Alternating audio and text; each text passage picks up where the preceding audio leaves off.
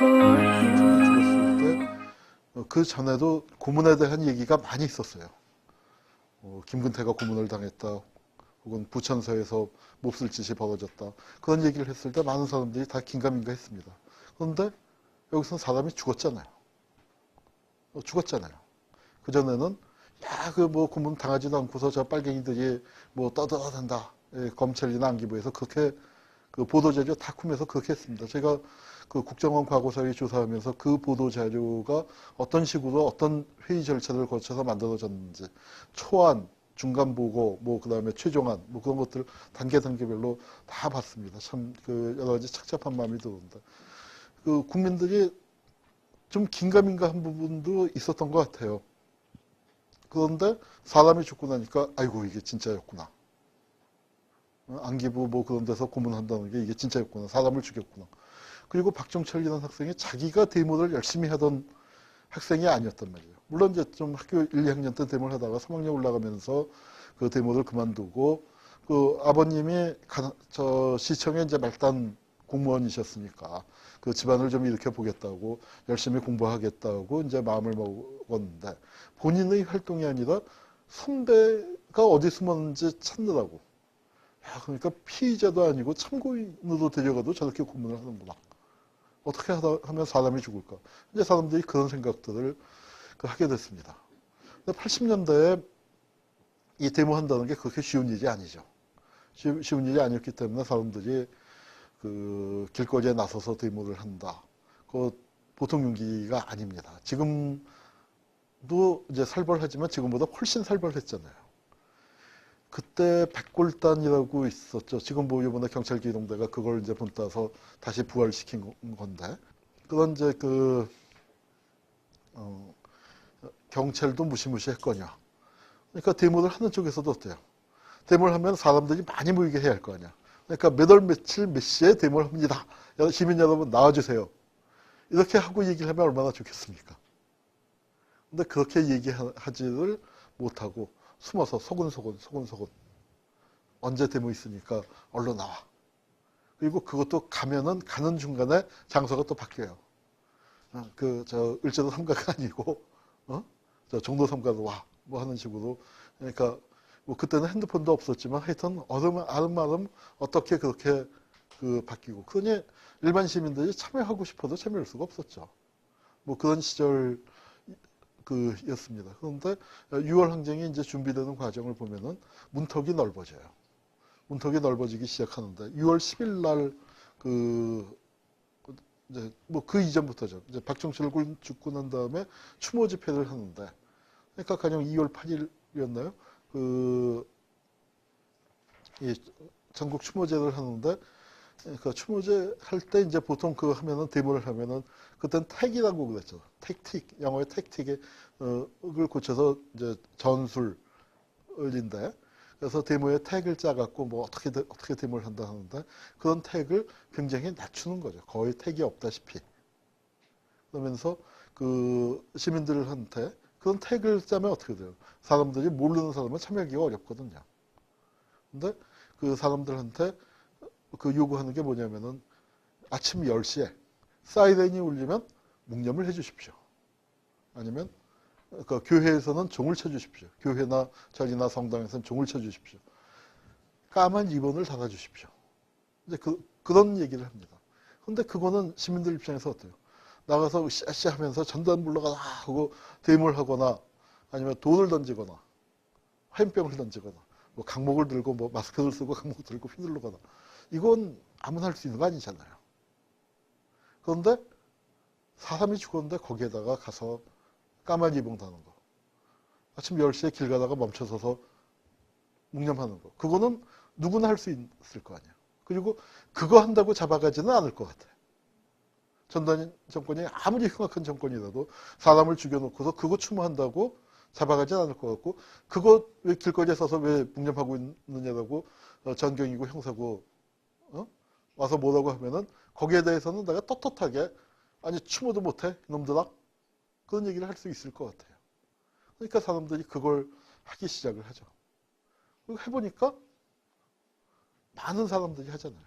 나 혼자 하는 게 아니고 많은 사람들이 하니까 우리랑 생각이 같은 사람들이 이렇게 많구나. 이제 이런 걸 느끼면서 서로 그 힘을 얻어가는 겁니다. 힘을 얻어가고 그런 힘들이 쌓여서 6월 10일 날 그 이제 우리가 그 대회를 하게 돼요. 6월 10일이라는 게 어떤 날입니까? 60만세 운동이 있기 때문이죠. 지금은 우리가 일제시대에 1926년도에 60만세 운동보다는 60하면 87년의 6월 항쟁을 더 기억하지만 그때는 사실 60만세 운동 그것 때문에 날짜를 그렇게 잡았어요. 하나가 또 있어요. 그날이 무슨 날이냐? 민정당이라고 그랬죠. 그 전두환의 정당. 그 민정당에서 대통령 후보 지명대회가 있는 날입니다. 힐튼 호텔에서 했던 걸로 기억이 나는데 거기서 이제 노태우를 체육관에서 대통령 뽑는 그 옛날 5공화국 헌법으로 그대로 대통령 선거를 치르겠다라고 전두환이가 호언 조치를 발표해 놓고 그렇게 이제 대통령을 뽑겠다. 그래서 후보 지명 대회를 했던 날이에요. 그러니까 이제 그날 맞춰서 하고 그리고 6월 10일 날은 그 여러 가지 또 꾀를 냈죠. 뭐냐면 전국 동시 다발 집회. 저는 어때요? 전국에 있는 전경을 확 불러 모으잖아요. 서울에서 큰 집회가 있다 하면. 그런데 그걸 못하도록 전국의 주요 도시에서 6월 10일 날 동시에 6시에 동시에 뭐 집회한다. 이제 이렇게 된 거예요. 그러니까 전경을 다 뺄 수가 없잖아요. 다. 그러니까 전경이 막는 그 힘이 약해진 겁니다. 그때는 교통도 안 좋았고 KTX도 없었고 인터넷도 없었고 하니까 오프라인에서 이렇게 사람들이 모였고 그리고 지방 분권이 사실은 더 잘 돼 있었다는 얘기죠. 지금보다. 뭐 그 몇십 년 동안 분권 어쩌고 지방자치 어쩌고 저쩌고 했지만 각 지역에서 이제 자기들이 모여서 자기 지역에서 그 싸움을 잘했습니다. 그러다 보니까 서울이고 지역은 지역대로 약하고 서울은 서울대로 뚫리고 진짜로 6월 10일 날 그 저도 참 놀랐는데 데모 많이 했었지만 그 신세계 앞 같은 데서는 전경들 무장 해제시켰거든요. 그래서 뭐 일부는 전경들이 뚫게 막는 뭐 흥분한 시민들이 때리려고 하니까 또 다른 시민들이 나가서서 몸으로 막아주고 조금 전까지는 전경하고 막 싸우다가 몸으로 또 이제 흥분한 사람들이 전경 이제 풀려고 하니까 야 이게 그러지 마 하면서 그리고 전경들은 옷 벗고 그 분수대에 다 뛰어들고 그렇습니다. 참 그 색다른 경험이었죠. 근데 그 색다른 경험을 하고 이제 어떻게 됐냐면 야 이제 오늘 늦게까지 많이 했다. 서울 시내를 휘젓고 다녔던 셈이었거든요. 진짜로 뭐 저도 을지로에서 시작해서 뭐 여기 저기 왔다 갔다 하면서 그 하여튼 퇴계로에 왔을 때 뭐 이렇게 보면은 뭐 길바닥에 돌도 널려 있고 뭐 하여튼 시내 곳곳이 완전히 최루탄가스였고 이제 그랬죠. 근데 데모 참 잘했다 하고 그 많은 사람들이 집으로 갔어요. 늦게까지 데모하고 한 10시, 11시 정도까지. 그런데 일군의 학생들이 집에 안 갔습니다. 학생과 시민들이. 그렇게 돌아다니다가 그냥 집에 가면 안 될 것 같아서. 아무 계획 없이. 진짜로 아무 계획 없었는데 현장에서 분위기가 야 뭐 하자 하면은 이제 그렇게 되는 정말 그 분위기로 뭘 했냐면 명동성당에 가자가 됐습니다. 명동성당에 가자 그래갖고 명동성당 학생들 청년 학생들이 한 400명쯤 400명이 들어가 버린 거예요. 정말 아무 준비도 없이. 그리고 거기서 해산을 안 하고 그냥 버텨버린 거예요. 이 사람들이 닷새를 버텼습니다. 이게 사실은 6월 항쟁이 이어지는 아주 우연적인 거였지만 그 힘이 굉장히 중요하게 작용을 했던 거예요. 명동성당은 그런 의미에서 성지였죠. 명동성당에 있으니까 또 어떻게 돼요? 다음날 사람들이 또 모였죠. 6월 10일 날 데모를 하고 언제 할지도 날짜도 6월 18일을 정해놨던가요? 아마 안 정했던 것 같아요. 제 기억에. 그런데 사람들이 모이니까 다음날 그냥 또 아무런 주동도 준비도 없었는데 또 데모가 된 거예요. 그래서 하여튼 명동성당에서 그렇게 버틴 힘 그리고 또 6월 18일 날 또 전국 동시 다발 대회를 하니까 또 그게 이제 굉장히 크게 됐고 그리고 무엇보다도 구호가 단순했습니다. 설명할 필요가 없었죠. 고문 때문에 사람이 죽었다는 거 단순했고 그 다음에 그런 총체적인 걸 어떻게 바꿔야 하느냐. 직선제도 민주쟁취다. 호혼철폐 독재타도 직선제도 민주쟁취. 딱 그 16자였습니다. 다른 그거 별로 할 필요 없었어요.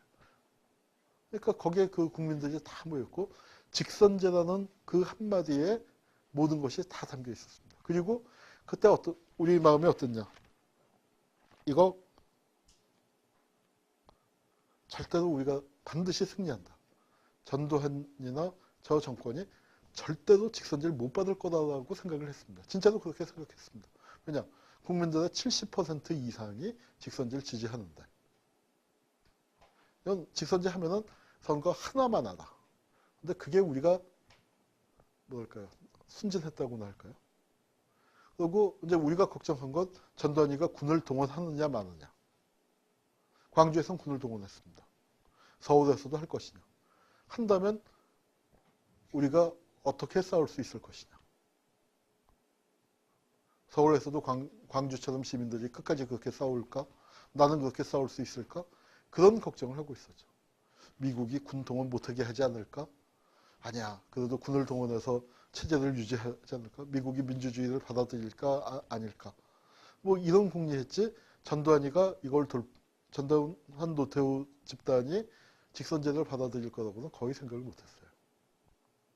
그리고 이제 또 6월 8일인가요? 8일인가 9일인가 연대생 이한열 군이 최루탄을 맞았죠. 그리고 마침 그게 사진을 기가 막히게 찍었잖아요. 로이터 기자가. 최루탄을 맞아서 피 흘리고 있는 친구를 잡고 있는, 그러니까 뒤에서 이렇게 끌어안고 있는 그 사진이 사람들한테 준 충격이 말도 못하게 컸습니다. 그리고 그때쯤 되면 그 사진이 그 전까지는 그런 사진이 신문에 날 수가 없었거든요. 가령 종철이가 죽었을 때만 해도 그때 정말 가슴이 찢어지는 사진이 뭐냐면은 종철이 어머니하고 누나가 종을 치는 장면이 있습니다. 그 사진 보고 사람들 다 울었었는데 그런 사진은 일간지에 못 났어요. 그때만 해도 87년 1월만 해도. 그런데 87년 6월 되니까 한여지가 쓰러진 사진이 중앙일보에 실렸나 그런데 뭐 다음 날 그 다른 신문에 다 깔려버리고. 하여튼 한여지가 또 6월 항쟁이 계속되는 동안에 이제 하나의 상징이었습니다. 그래서 그걸 이제 투쟁을 했는데 전두환이 6월 항쟁을 받았죠. 직선제다. 우리로서는 뜻밖이었습니다. 6.29 선언 이런 걸 했어요. 6.29 선언을 하고 나니까 갑자기 뭐랄까 맥이 탁 풀려버려요. 직선제를 절대로 못 받을 것이다 라고 생각을 했는데 그러니까 이제 우리도 운동 방향을 잃어버렸죠. 한여지가 그때 죽었습니다. 6.29 선언이 있고 7월 3일인가 4일날 죽었어요. 그래서 7월 7일인가 8일날 장례를 치르는데 그 장례식이 또 기가 막혔습니다. 그 시절은 지금 잘 납득이 안 갈지 모르지만 군사독재 정권 시절에 시신을 탈취해가는 일이 종종 있었습니다. 말이 안 되지만 정말 그런 일들이 벌어졌어요. 그래서 한여리도 계속 생사의 고비를 오락가락하고 있었잖아요.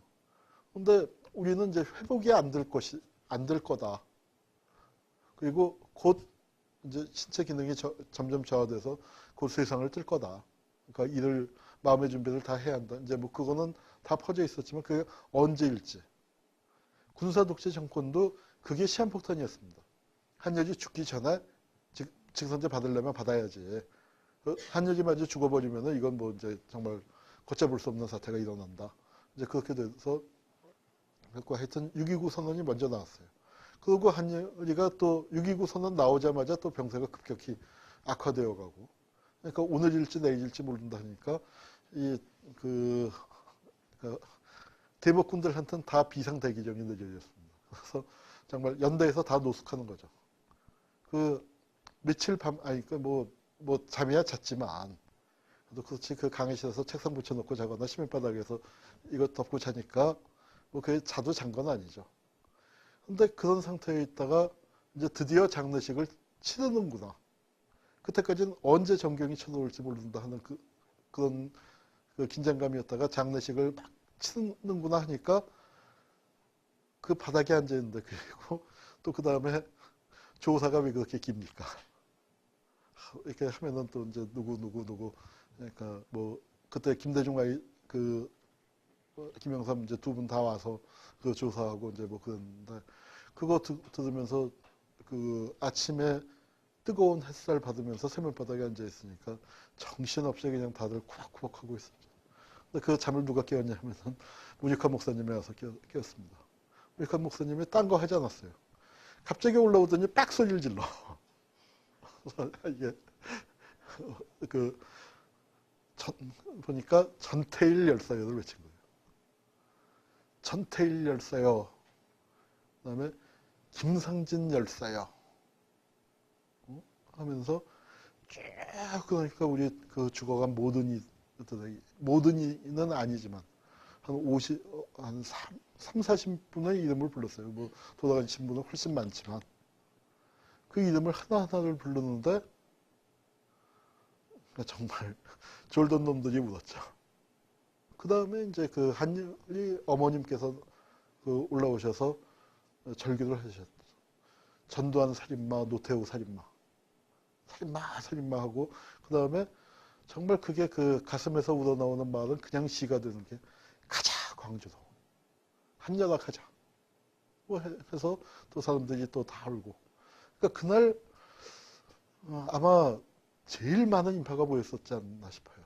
물론 이제 우리가 지난번 촛불이나 뭐 그런 데서 더 많은 인파가 모였을지 모르겠지만 그날도 뭐 어마어마하게 모였습니다. 얼마나 모였냐. 선두 대열 영정 들고 만정 들고 한 선두는 시청 앞에 도착을 했는데 끝은 아직 연대를 출발하지 못했어요. 그 아현동 고가도로 거기 위에 사람 가득 있었고 그러니까 정말 그 어마어마하게 많은 사람들이 모였었습니다. 우리가 뭐 30만이다 50만이다 하는데 그 어마어마하게 모였죠. 근데 그 사람들이 모였는데 그러니까 아무 계획도 없었거든요. 그때도 장례식만 했지 그 사람들이 좀 많이 모일 것이다 했지만 그렇게 많이 모일 것인지는 몰랐고 그리고 장례식을 하면 장례식이 이제 주 아닙니까? 그러니까 뭐 싸워야 할지 말아야 할지도 아무런 계획도 없었고 근데 이제 하여튼 그래서 시청 앞에는 모였는데 경찰은 광화문에서 막았었고 그래서 태평로에서 대치를 하고 있다가 뭐 하여튼 이제 그러니까 어디로 가야 할지 모르는 상태에서 하여튼 그러니까 좀 청와대 쪽으로 밀자 뭐 누군가가 이제 그랬고 그래서 그러니까 밀려고 하는데 이제 뭐 페퍼폭을 쏘기 시작하더라고요. 그날은 한 사흘 그러니까 이제 우리가 노숙하고 뭐 그러다가 와서 그런지 페퍼폭을 한 방을 탁 맞으니까 숨을 못 쉬겠더라고요. 진짜로 30만 인파가 어디로 갔는지 모르게 쫙 흩어져 버렸습니다. 쫙 흩어져 버리고 그때 이제 그 시청에서 그러니까 태평로 앞에 있다가 이제 확 해서 저도 이제 저 서울시청 뒤쪽으로 그 무교동이죠. 그 뉴서울 호텔 있고 이제 그쪽으로 그 도망을 갔다가 이제 어찌 됐나 싶어서 태평로로 나와봤어요. 나와봤더니 정말 그 사람들 어떻게 됐을까? 태평로에 진짜로 주인 잃은 신발만 그득했습니다. 갑자기 하니까 뭐 후닥닥 도망을 가다가 앉아있다 도망가다 그런지 해서 정말 그 주인 잃은 신발이 길바닥에 그득했어요. 그러니까 참 저 사람들이 어떻게 집에 갔을까? 그 신발이 하도 몇백 짝은 될 것 같으니까 뭐 거기서 자기 신발 찾기도 어려웠을 거고. 그러니까 그게 나중에 이제 그때는 몰랐는데 나중에 자꾸 이제 역사를 이렇게 제가 겪은 역사를 돌이키다 보니까 자꾸 드는 생각이 뭐냐면은 찔떡거리고 걸어갔을 것 아닙니까? 신발 한 짝은 신었고 한 짝은 벗었고 또 뭐 두 짝 다 잃어버린 사람도 있었을 거고. 한국의 민주화가 87년 이후 한국의 민주화가 그렇게 걸었을 것 같아요. 신발도 제대로 신지 못하고 제대로 그 쭈뼛쭈뼛 그 뜨거운 아스팔트 위를 신발 한 짝 잃어버린 채 이렇게 비틀비틀 대면서 걸어간. 그러니까 그런 우리 한국의 민주화의 역사가 자꾸 그 광경하고 이렇게 겹쳐지면서 마음이 이제 좀 씁쓸하게 안 좋았습니다. 자, 그걸 겪고 난 다음에 우리가 또 전혀 예상하지 못한 일을 또 겪었습니다. 그게 이제 7월 7일인가 8일 날 우리가 장례를 치렀어요. 그러고 난 다음에 그해 여름에 참 더웠는데 정말 뜨거운 일이 벌어졌습니다.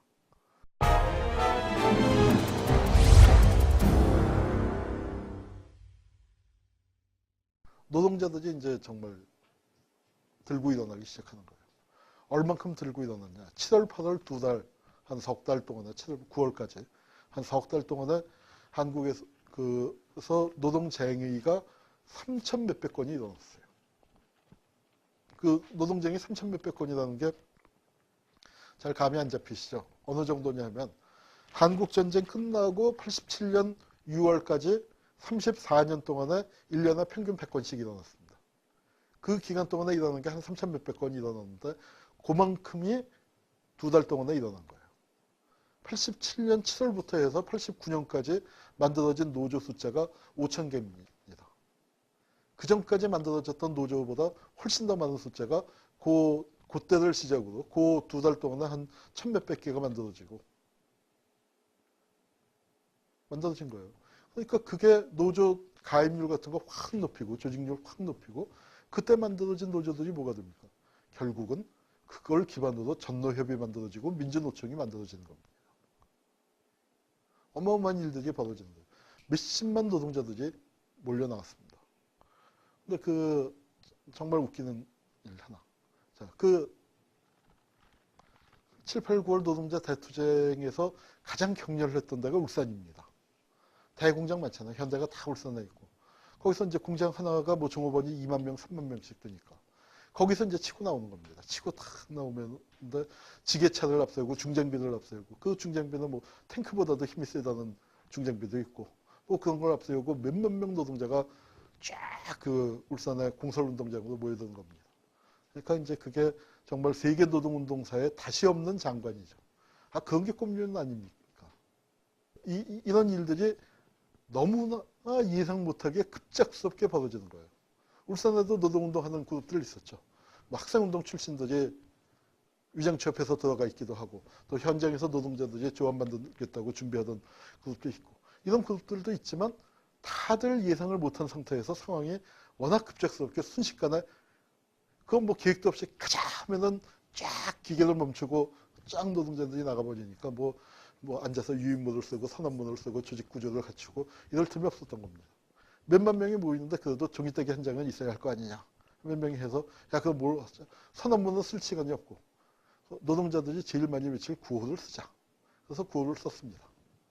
구호를 썼는데 한국에서 수십 년 만에 처음으로 전평 깨지고 처음이죠. 한국전쟁 직전에 전평 깨지고 처음으로 그런 일들이 벌어지는데 몇만 명 노동자들이 나올 때 어떤 구호를 외쳤을까요? 노동조합 결성? 임금 인상? 노동해방? 파업의 자유? 그게 아니고 구호 1번이 뭐였냐? 두발 자유합니다. 구호 1번이 두발 자유화. 2번은 뭐겠어요? 두발 자유화 다음이면 복장 자유화지. 만화 같은 얘기 아닙니까? 근데 나는 그게 참 찡하게 와닿아요. 노동자들이 이렇게 살았었구나. 자, 87년 7, 8, 9월 투쟁이 노동자들이 그렇게 들고 일어난 게 머리 기르고 싶어서 들고 일어났겠습니까? 9호 1번이 두발 자유회였다고 한들 그거 아니잖아요. 그 에너지가 있잖아요. 그리고 그게 두발 자유화 시켜주면은 야 신난다 하고 집으로 갔겠습니까? 그거 아니잖아요. 임금 인상 다 하고 노동조합 다 만들고 그 힘이 있는 거잖아요. 그러니까 역사를 해석할 때 노동자들이 자기 언어를 갖추기 시작하는 게 이렇게 힘든 거구나.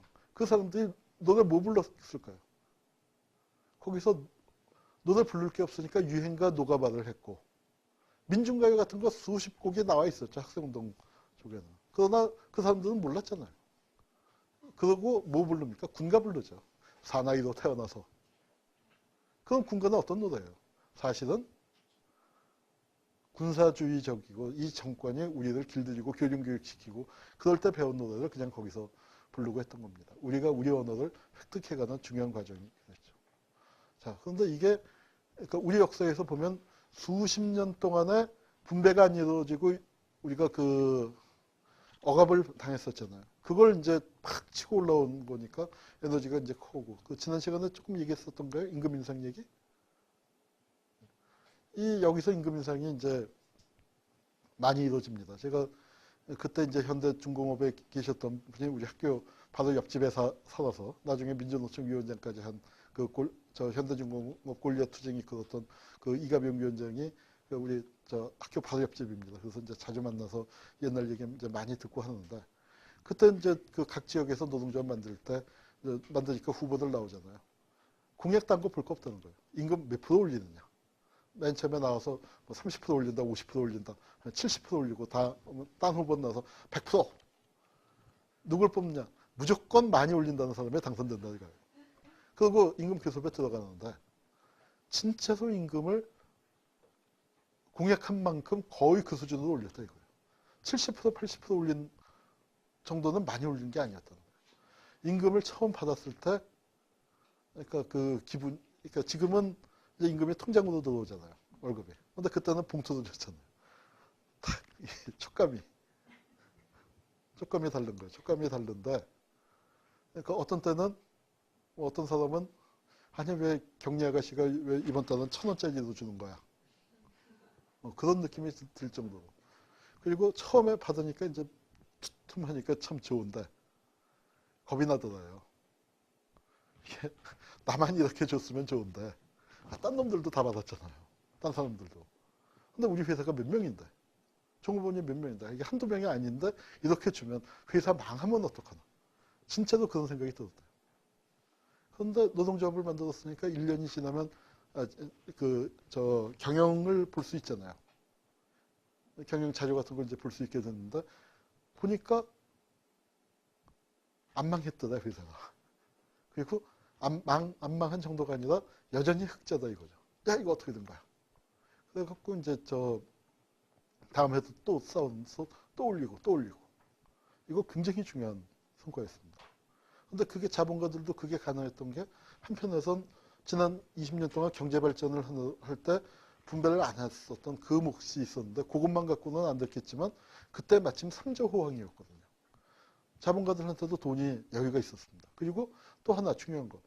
왜 노동자들한테 임금을 분배 안 할 수가 있었냐면 국가가 개입해서 자본가 편을 들어줬잖아요. 그러니까 뭐 노동자들이 임금 인상 해달라고 하면 저는 빨갱이 새끼하고 뭐 노동자 탄압하고 잡아가고 뭐 그러니까 쟁의다운 쟁의를 할 수가 없었는데 87년 6월 항쟁으로 어떻게 됐어요? 국가가 후퇴했잖아요. 그러니까 노동자와 자본가가 1대1로 붙게 되는 그런 상황이니까 노동자들의 힘도 세졌던 거죠. 그래서 많이 올릴 수가 있었습니다. 근데 이제 그렇게 올리고 났더니 어떻게 돼요? 이건 이제 90년대 들어온 다음에 일이지만, 자, 여러분 비정규직이란 말 우리의 역사에 언제부터 나왔습니까? 이거 생긴 지 20년 안 됐습니다. 왜? 정규직 노동자들의 임금이 올라갔잖아요. 그때는 정규직, 비정규직이 따로 없이 임금이 바닥이었으니까. 근데 이제 노조가 생기고 노동자들이 보호가 되고 하니까 정규직들 임금은 팍 뛰었단 말이에요. 그러니까 비정규직, 뭐 이름도 생소한 용역이니 도급이니 하청이니 파견이니 정말 너무나 다양한 형태의 비정규직들이 생기기 시작하잖아요. 그리고 또 한편에서는 그 비슷한 시기에 뭐가 됩니까? 이주 노동자들이 들어오기 시작하잖아요. 이제 이런 변화들이 생기는 겁니다. 우리가 민주화를 통해서 많이 올렸어요. 올렸지만 그 효과가 또 그런 방향으로 또 튀는 거죠. 그리고 이제 좀 지나고 난 다음에 어떻게 돼요? 국가가 개입을 하기 시작하죠. 뭐 이따가 얘기하겠지만 3당 합당 이후에 국가도 이제 정말 군사 독재가 죽느냐 사느냐의 기로에 서 있다가 위기의 코너에까지 몰렸다가 간신히 숨을 돌리게 되는 보수 대연합을 통해서 숨을 돌리게 되니까 국가가 다시 노동 문제에 적극 나서기 시작을 하고 그리고 또 뭐였어요? 자본가들도 이게 뭐 노동자들이 팍 들고 일어나서 그 힘에 밀려서 분배를 해줬단 말이에요. 근데 가령 10,000명 있는 조합에서 임금을 한 70% 올렸다 하면은 이건 몇백억, 몇천억이 1,000억 넘게 들 수도 있잖아요. 1년치 이렇게 쫙 하면. 그런데 그런 조합이라는 게 대의원이 한 뭐 150명, 200명 된다. 대의원한테 1억씩 안기면 200억 아니에요. 1억씩 안기고 임금 70%, 80% 올릴 걸 임금 인상을 한 10%에서 묶어놓으면 어떤 게 이익이겠습니까? 자본가 입장에서. 그러니까 뭐 이건 이제 예를 든 거지만 그런 형태의 적극적인 노무 관리에 들어가고, 적극적으로 노조 이제 그 사측이 개입을 해서, 그러니까 적극적으로 노조 이제 이 강성 노조를 배제하고 좀 이른바 노사 협조주의랄까 뭐 이제 그런 것들을 적극 퍼뜨려 나가고, 이제 하여튼 그렇게 됩니다. 이제 그거는 좀 긴 텀에서는 하여튼 노동 문제가 그런 식으로 정리가 되지만, 적어도 이제 요 87년 상황에서는 어떻게 되냐면은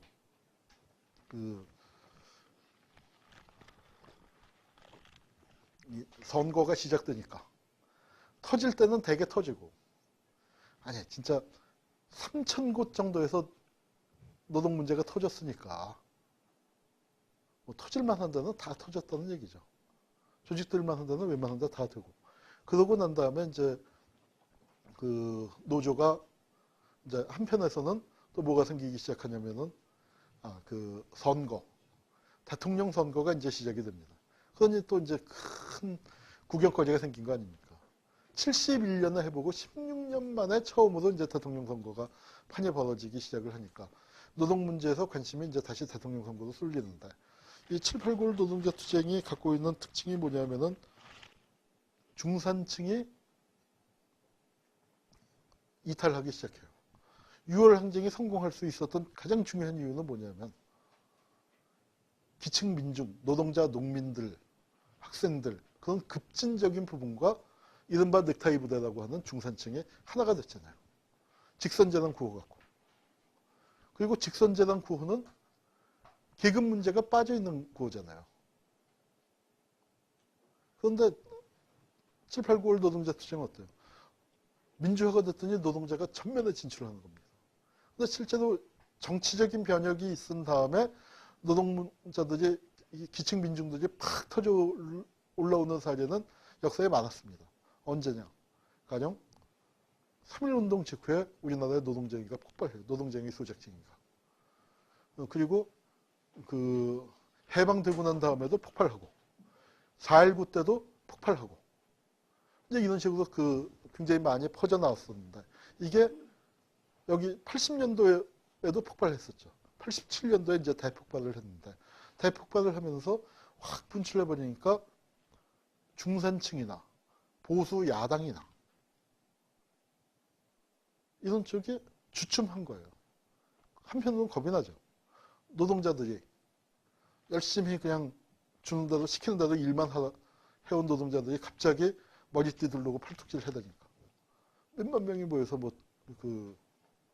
그리고 이제 처음에 할 때는 그렇지만 이제 노동조합 조금 만들고 나니까 다 정말 이제 줄 다 맞춰갖고, 그리고 노동조합에 이제 만들고서 노래패 만들고 교육하니까 이제 정말 질서정연하게 쫙쫙 정말 각도 세워서 팔뚝질 탁 절도 있게 하면서 거기에 노래 가사 들어보면 뭐 자본가를 찢어주기자 뭐 어쩌자 뭐 하는 식의 이제 그런 살벌한 노래들. 우리가 실제 운동보다 노래가 훨씬 살벌하거든요. 진짜 그건 그렇습니다. 우리 왜 지식인들이 많이 운동을 해서 그런 것 같아요. 우리 또 지식인들이 이제 운동을 많이 하다 보니까 멋있는 노래들은 참 많았어요. 살벌하고. 근데 그런 노래들을 이렇게 부르면서 쫙 하니까 뭐 그게 한편에서 힘이 든 부분도 있지만 또 한편에서 뭐예요? 보는 자본가들 겁나죠. 보는 중산층들도 겁나죠. 그리고 가령 뭐랄까요? 군대, 한국의 기득권층, 그리고 가령 직선제도 독재 타도를 외쳤었던 보수 야당층, 이 사람들은 뭐가 겁나겠어요? 판 깨질까 봐. 이 군인들이 어떻게 나올지 몰라. 그리고 그때 이제 특히 우리나라 군인들 중에 애국심 각별한 사람들 많잖아요. 나라 걱정 많이 하는 사람들 많잖아요. 사실은 그분들의 각별한 나라 사랑이 나라의 각별한 걱정거리죠, 사실은. 사실은 그렇습니다. 그런데 그때 이제 뭐 하는 게, 야, 선거를 치를 수 있냐, 없냐. 근데 선거는 치를 수 있을 것 같아요. 그런데 무슨 얘기가 많았냐면, 뭐 역사의 가정은 없습니다만, 그때 그런 얘기를 굉장히 많이 들을 수 있었습니다. 김대중이가 당선이 되면 수류탄 까들고 나올 군인들 많다고. 그러니까 판 자체가 조마조마했었던 거예요. 6월 항쟁의 힘으로써 이제 직선제가 되고 그 판이 벌려지긴 했는데 그 선거 결과 직선제까지는 갈 것 같았어요. 근데 그 선거 결과가 어떻게 될지 장담할 수 없는 그런 분위기 속에서 중산층은 중산층 자기들이 바라던 목표는 쟁취했잖아요. 직선제도다. 그리고 직선제도는 판 속에서 자기들이 그 판을 잘 하면은 이길 수 있을 것 같으니까. 그래서 이제 그런 7, 8, 9월 노동자 대투쟁으로 노동자들은 확 진출한 상태에서 어정쩡한 타협이 이루어지기 시작합니다. 그 결과물이 뭐냐면 지금 헌법이죠.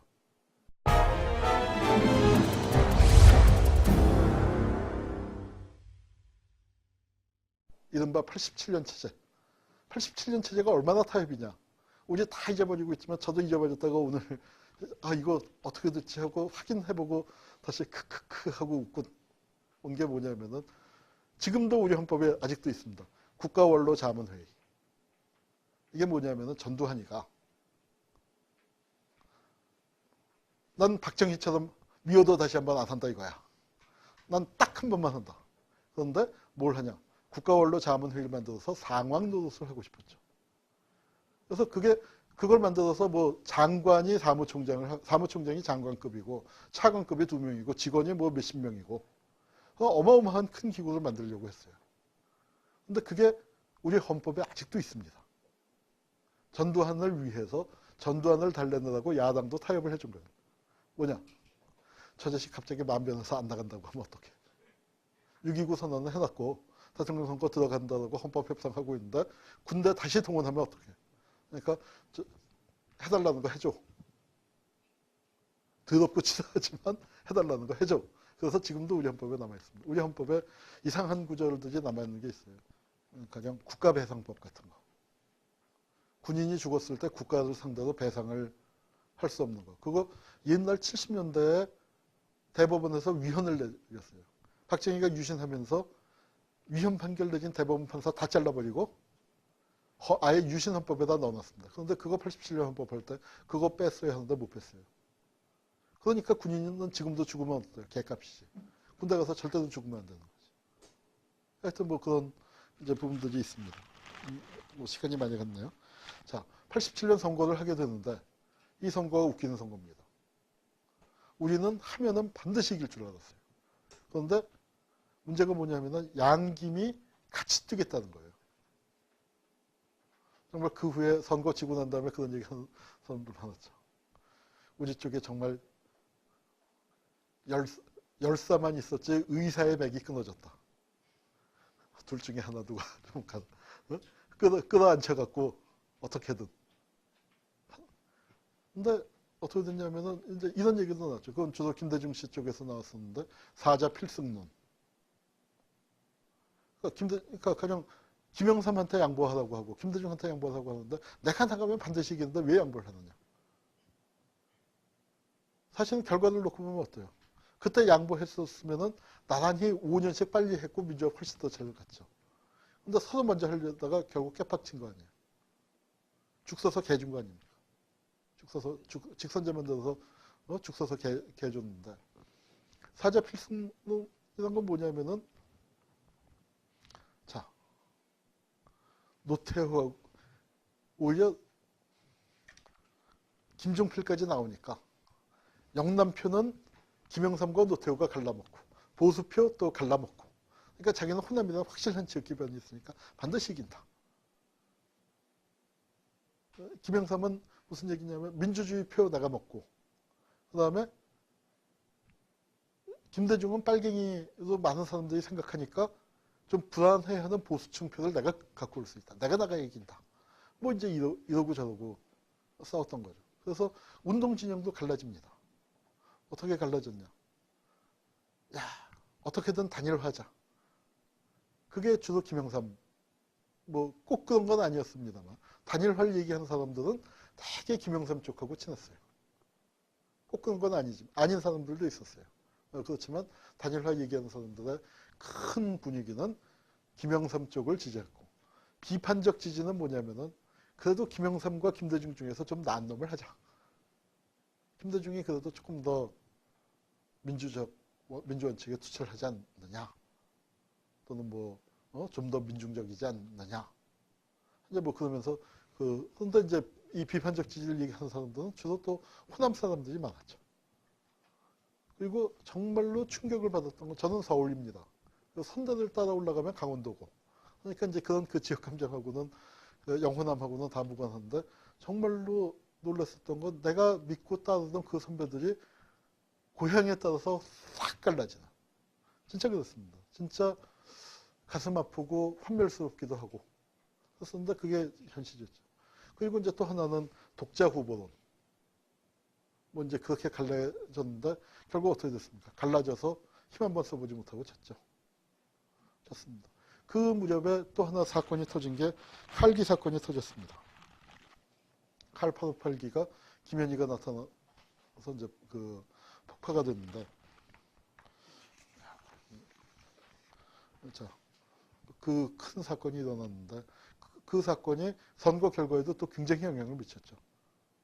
선거 있기 보름쯤 전에 칼기가 터졌고, 김현희를 잡아온 게 선거 전날 잡았거든요. 텔레비에 쫙 계속 하니까 아마 뭐 그걸 그 한 선거 전문가들 얘기는 뭐 얼마나 정확하게 기측했는지 모르지만 200만 표 이상은 왔다 갔다 했다. 1등, 2등 표 차이 200만 표 났으니까. 그 전까지는 박빙이었다가 노태우가 장담 못했다가 김현희 살려와서 그걸로 이겼다. 뭐 그런 얘기가 있었습니다. 근데 김현희 이전에 양김이 분열이 안 됐었으면 우리가 누가 나가든 이기는 거였죠. 사실상. 그러니까 우리가 1956년 선거, 1960년 선거에서는 대통령 후보가 덜컥 돌아가시는 바람에 선거를 했는데 여기선 후보가 너무 많이 나와갖고 이길 수밖에 없는 선거를 졌죠. 그러놓고 난 다음에 이제 그게 운동권 안에 상처가 깊어지고 그때 지역 감정이 이제 너무너무 커졌죠. 지역 감정에 대해서는 뭐 다음에 한번 다시 말할 기회가 있을 것 같고요. 그래서 노태우가 집권을 했습니다. 노태우가 집권을 했는데 노태우는 구호가 뭐냐면 보통 사람의 시대였죠. 보통 사람의 시대를 들고 나왔는데 이 88년도가 참 그 우리 역사에서 아주 묘했던 시기예요. 아주 묘했던 시기인 게 그 민주화가 됐는데 민주화가 되면 어떻게 놀아야 하는지를 서로 몰랐던 시기입니다. 그러니까 이제 그 무렵에 이제 88년도에 들어오면서 북한 바로 알기 운동, 통일 운동 같은 게 열심히 벌어졌어요. 근데 이제 저는 그때 이제 그 북한 바로 알기 운동에서 일선에서 뭐 하여튼 공부하는 사람이 워낙 적었으니까 뭐 그런 역할들을 하게 되는데 우리가 어디까지 얘기해야 하는지를 서로 몰랐습니다. 그리고 정부, 안기부나 뭐 그런 공안 당국에서도 일단 민주화가 되고 난 다음에 어디까지 얘기하면 잡아가야 하는지를 몰랐습니다. 그리고 그런 게 가능했었던 게 뭐냐면은 88년 월드컵이 올림픽이 있었잖아요. 올림픽에 누가 와야 합니까? 공산국가가 와야 하잖아요. 자, 우리가 월드컵 역사가 76년에 몬트리올 올림픽을 하고 80년에 모스크바 올림픽, 84년이 LA 올림픽이었습니다. 소련과 미국에 사니까 어떻게 돼요? 그러면서 이게 쾅 부딪히니까 특히 레이건 등장하고 뭐 그렇게 되면서 어떻게 돼요? 올림픽이 정치무지 들어서 2번을 반쪽 올림픽을 했어요. 2번을 반쪽 올림픽을 한 겁니다. 그러니까 모스크바 올림픽에는 서방 세계가 안 가고 LA 올림픽에는 공산국가가 안 오고 그러니까 서울 올림픽은 반드시 공산국가가 참여하게끔 해야만. 그건 세계 체육계도 그렇고 IOC도 그렇고 한국도 그렇고 모두가 그랬습니다. 그러니까 그런데 국가보안법 막 적용해서 잡아가면 안 되잖아요. 그러니까 이런 거 민주화와 88 올림픽과 더불어서 그러니까 하여튼 언로가 터졌습니다. 언로가 얼마나 터졌냐. 어디까지 얘기하면 잡혀가는지를 서로 몰랐던. 그러니까 우리가 그 농담으로 이제 뭐가 있었냐면 그 시절에 북한 바로 알기 운동을 열심히 하던 사람들끼리 모여서 밥을 먹다가 그런 얘기 했어요. 야, 너 무슨 얘기 했냐? 했더니 뭐 어디 가서 토론할 때 나 강연 있을 때 이런 얘기 했어. 글 쓸 때 뭐 이런 얘기 했어. 야, 너 그런 얘기 쓰고도 괜찮냐? 안개부는 요새 뭐한데? 이런 거 안 잡아가고 뭐 이제 서로 그러는데 그러면서 우리가 그런 못하는 얘기가 뭐가 있냐? 안 한 얘기가 뭐가 있냐 따져보니까 아무것도 없는 것 같아요. 그러니까 정말 광화문 내거리에서 김일성 장군 만세 같은 그런 미친 짓만 안 했지. 진짜 이북에 대해서 해야 할 얘기 금기라고 여태까지 정해졌던 건 다 깨면서 이제 그 치고 나가던 이제 그런 그 시절이 있었습니다. 그 시절에 이제 88년도에 그 상당히 이제 그 한국 사회가 그러니까 좀 민주화를 향해서 한편으로 터져나가고 또 통일운동이 새롭게 생기기 시작하고 그때 뭐 학생들이 남북 청년 학생 회담을 해서 가자 북으로 오다남으로 만나자 판문점에서 4.19 직후에 나왔었던 그 구호를 다시 살려서 한 근 30년 만에 다시 살려서 또 하고 통일 열기가 장난이 아니었습니다. 그렇게 벌어지는 그 시기, 그 뜨거웠던 시기가 그 88년입니다. 예. 자, 우리가 이제 88년에 그 6월의 민주항쟁을 도화선으로 해서 그 우리나라 이제 전역이 아주 뜨거워졌습니다. 뜨거워지고 또 정치 사회적으로 여러 가지 큰 변화를 겪게 됩니다. 우리가 바야흐로 민주화의 궤도에 들어서게 된 것이죠. 그러나 이 민주화가 충분히 이루어지질 못했습니다. 우리가 그 민주화를 해나가는 과정이 충분히 민주주의의 어떤 그 목표를 우리가 달성해 나가지 못하고 그리고 과거의 반민주적인 세력들을 확실하게 정리하지도 못했었던 것이죠. 그런 속에서 많은 한계를 갖고 있습니다만 또 우리가 민주화를 위해서 큰 발자국을 비로소 뛰기 시작을 한 겁니다. 그 격동의 세월이 87년, 88년이었습니다. Time stops when I'm falling for you.